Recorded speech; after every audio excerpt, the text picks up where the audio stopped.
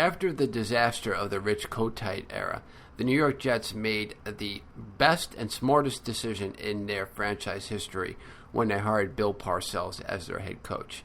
However, because Parcells was still under contract with the New England Patriots, they had to arrange a lot of different things for him to be able to come over and join the Jets as head coach, taking his defensive coordinator with him, Bill Belichick, and how that eventually worked out to where Belichick, who was supposed to be the successor to Parcells, led to Belichick becoming head coach of the New England Patriots, and the Patriots starting perhaps the most impressive run for a head coach in the history of the NFL.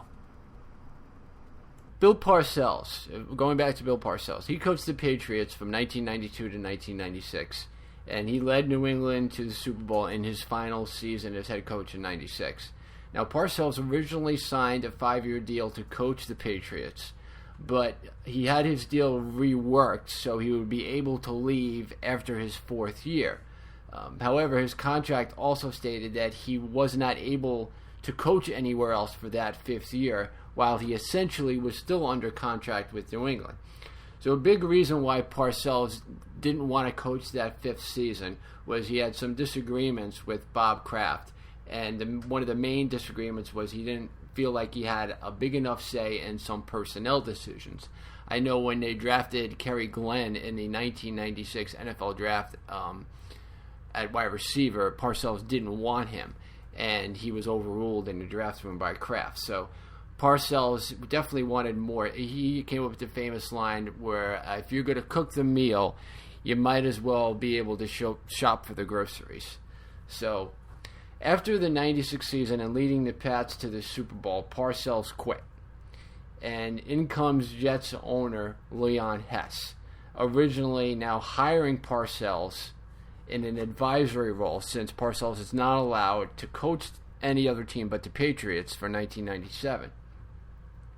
So he hired Parcells in an advisory role, and Bill Belichick, the defensive coordinator for Bill Parcells, his last 2 years in New England, he was going to be the interim head coach for the 1997 season, and Parcells would then take over once that final contract year ended as Jets head coach in 1998.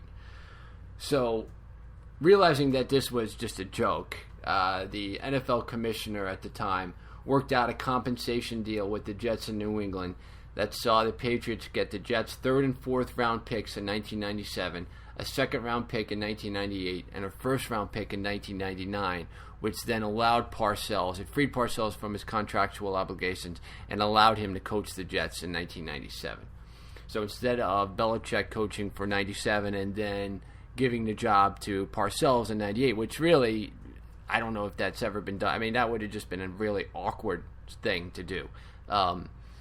Belichick was the defensive coordinator, Parcells was the head coach.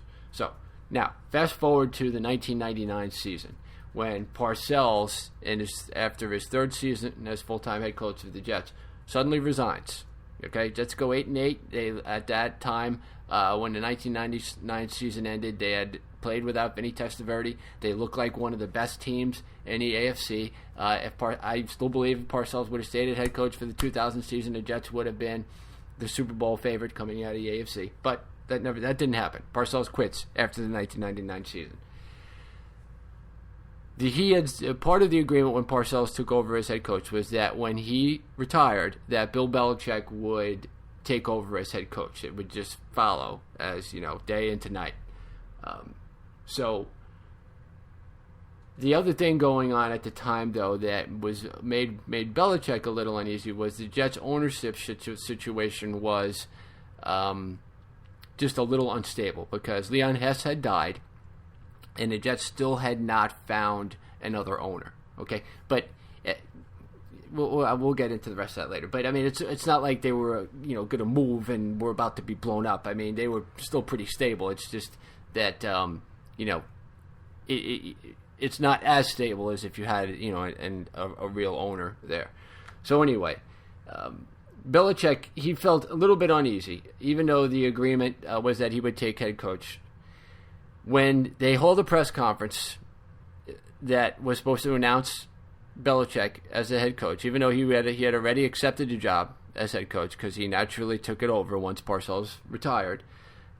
Belichick stepped to the microphone and he said that he was resigning as head coach of the Jets. As a matter of fact, he handed a note to the Jets on a napkin saying, "I resign as HC of the NYJ," not even head coach of the New York Jets, HC of the NYJ, a famous thing he did. So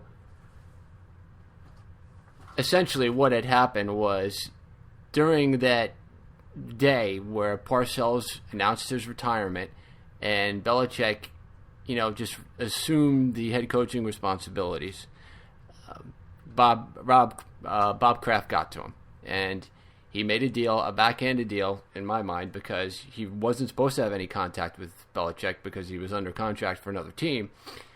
Snuck in and kind of got the Jets back for taking Parcells from him 4 years ago. So he gives, contacts Belichick. I'll pay you this much. We have stability here. You don't have to worry about all this. Come coach my team. So Belichick makes the announcement, resigns as head coach of the Jets, and becomes coach of the Patriots. Now, for cheating and breaking the NFL rules on contacting employees of other teams, the NFL, the Jets, went to the NFL and said, "Hey, this is wrong. We need to be compensated for this." So the Jets were rewarded with the Patriots' first-round pick in 2000. So now, Belichick really, in his own explanation kind of for why he quit on the Jets when he was asked about it, is you have to remember that Belichick was coach of the Cleveland Browns when just out of the, in 1995 when the Browns were 4-4 and then fighting for first place. They were tied for first place in the AFC Central. Art Modell announces that he's moving the team to Baltimore. And that sent everyone into panic. The team wasn't never the same. They only won one game the rest of the season, and the town didn't know what to do with itself. They were heartbroken that the Browns were leaving, and Belichick, because of that, I think, and being part of a situation that was once unstable, maybe he kind of feared that coming with the Jets in their ownership situation. So that's why he decided to take the Patriots coaching job. It's why he listened to Kraft and went along with what he offered him. I don't necessarily buy that. I think the Jets' job was a lot more stable than the situation in Cleveland, which was a really unique situation.